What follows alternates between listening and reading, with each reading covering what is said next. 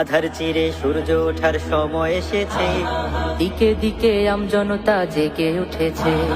আধার চিরে সূর্য ওঠার সময় এসেছে, দিকে দিকে আমজনতা জেগে উঠেছে।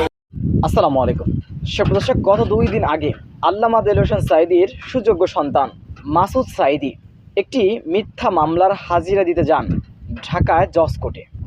একই সাথে জজ কোর্টে যান জাতীয়তাবাদী দল বিএনপির তুমুল আলোচিত নেতা ঢাকার সাবেক মেয়র সাদেক হোসেন খোকার সুযোগ্য সন্তান ইশরাক হোসেন।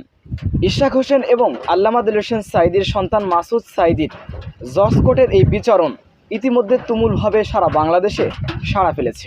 বিএনপি জামাতের নেতাকর্মীরা বিষয়টি দেখে খুবই খুশি হয়েছেন এবং সাদেক হোসেন খোকার ছেলে ইশরাক হোসেন এবং আল্লামা দেলোয়ার হোসেন সাঈদীর ছেলে মাসুদ সাঈদীর ভিতরে খুব সুন্দর একটি সম্পর্ক দেখা গিয়েছে।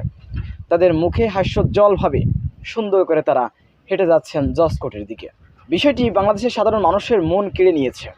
তারা আনন্দিত, বিভিন্নজন বিভিন্নভাবে বিষয়টি সামাজিক যোগাযোগ মাধ্যমে ছড়িয়ে দিচ্ছেন।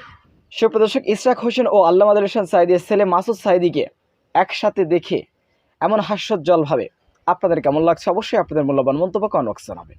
সবসময় সত্য নির্ভর তথ্য পেতে স্বাধীন বাংলা ইউটিউব চ্যানেলটি সাবস্ক্রাইব করে আমাদের সাথে থাকুন এবং দিগন্ত ওয়ার্ল্ড ফেসবুক পেজটি ফলো করে আমাদের সাথে থাকবেন। আসসালামু আলাইকুম রহমতুল্লাহি ওয়া বারাকাতুহু।